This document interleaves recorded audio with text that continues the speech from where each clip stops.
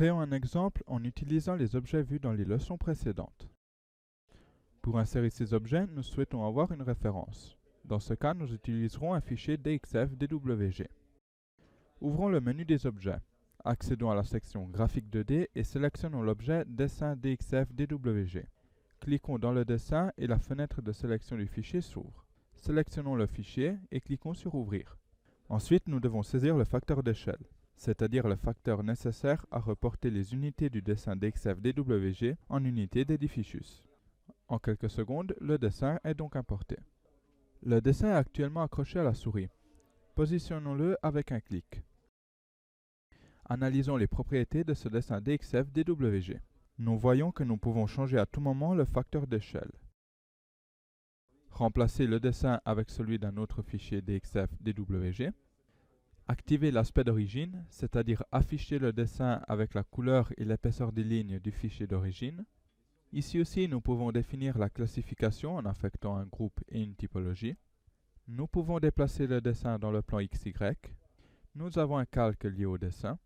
Nous pouvons bloquer le déplacement du dessin DXF-DWG afin d'éviter de le déplacer pendant que nous dessinons. Nous pouvons rendre visible ce dessin DXF-DWG aussi dans la vue 3D.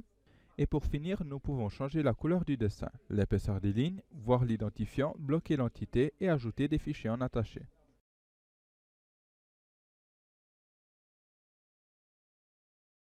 Voyons tout de suite comment l'exploiter. Bloquons les déplacements et commençons par insérer les enveloppes.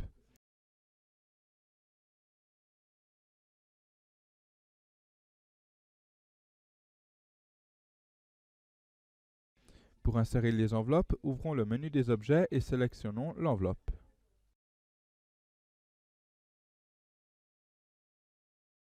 Insérons l'enveloppe à l'aide des accrochages magnétiques au dessin DXF-DWG. Et en utilisant les touches F5 et F6 du clavier, nous pouvons définir l'alignement.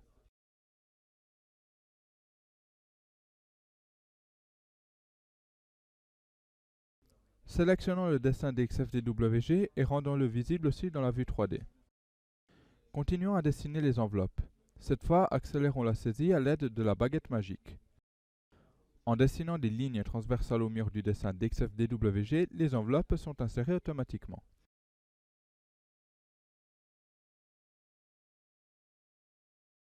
Reconnaissons donc en quelques clics tout le plan du bâtiment.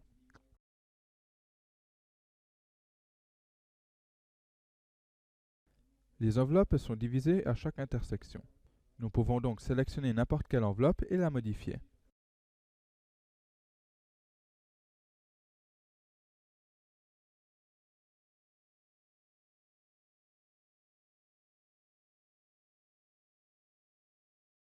Continuons la modélisation en utilisant un autre élément de référence, la grille magnétique. Sélectionnons la grille magnétique 2D rectangulaire, cliquons dans le dessin, définissons le nombre de lignes et colonnes et leurs dimensions, puis cliquons sur Confirmer.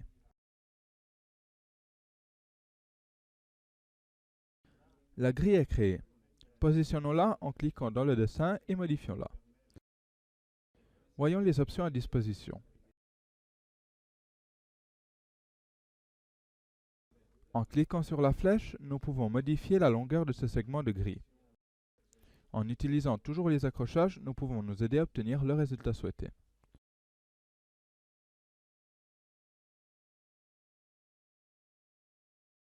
Toujours en sélectionnant la flèche, nous pouvons changer la longueur du segment, mais cette fois sans changer la longueur totale de la grille. Au contraire, en sélectionnant la flèche, nous pouvons joindre les segments ou encore supprimer la partie de l'enveloppe. Adaptons aussi la longueur de cet autre segment.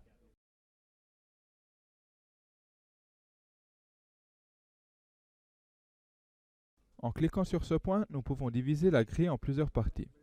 Il suffit de saisir le nombre directement par clavier. Au contraire, en sélectionnant la flèche, nous pouvons joindre les segments ou encore supprimer la partie de la grille. Cette grille, en plus qu'être une référence pour le dessin, permet encore une fois d'accélérer la saisie des enveloppes à l'aide de la baguette magique.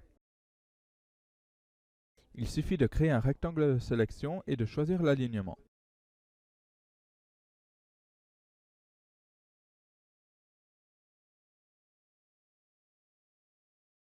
Les enveloppes sont créées et il ne reste plus qu'à faire quelques petits ajustements.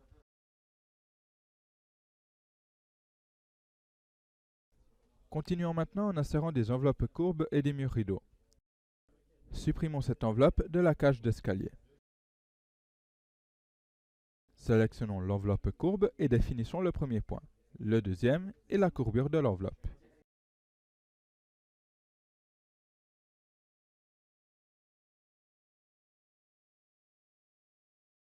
De cet autre côté, supprimons l'enveloppe. Sélectionnons le mur rideau.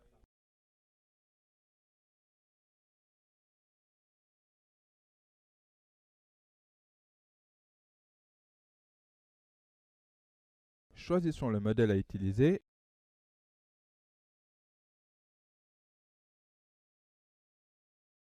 et insérons-le même plus grand que le nécessaire. Supprimons la partie en plus qui a été divisée et sélectionnons le mur rideau.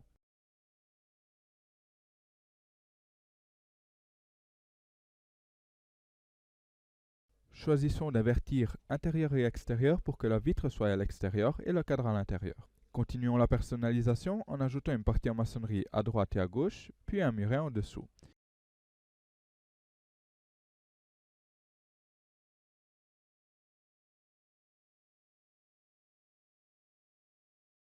Dernière opération à faire sur le mur rideau, changeons la stratigraphie avec la même de l'enveloppe à côté, ou dans ce cas, changeons tout simplement l'épaisseur.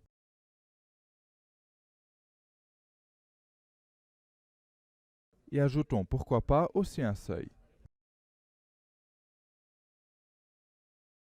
Passons au toit.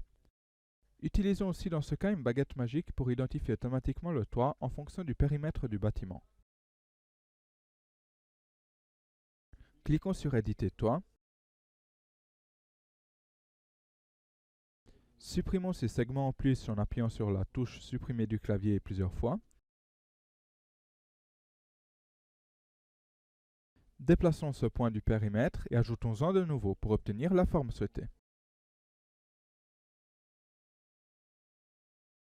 Ajoutons aussi un décalage de 80 cm à tout le toit et ajustons les parties que nous ne souhaitons pas décaler.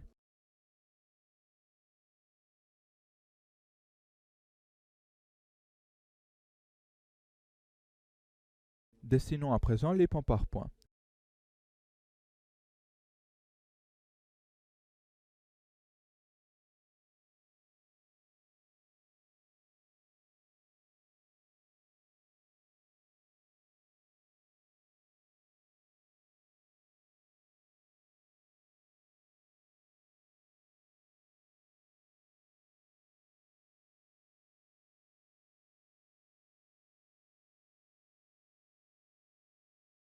Ajustons les lignes de pente et inclinons les pans soit depuis la vue 3D, soit en saisissant les côtes des points, soit en saisissant la pente en pourcentage.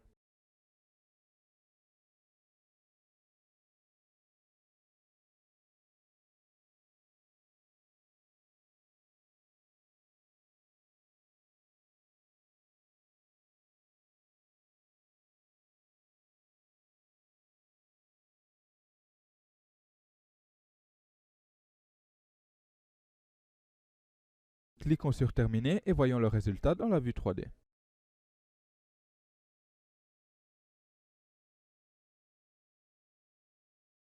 Ajoutons un nouveau toit pour la partie de la cage d'escalier. Cette fois en la dessinant manuellement.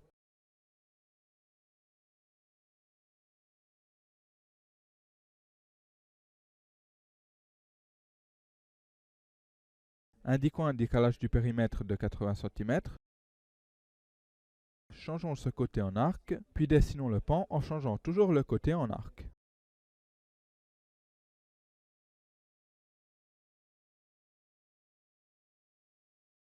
Positionnons la ligne de pente. Ajustons ses côtés pour les faire correspondre à l'autre toit.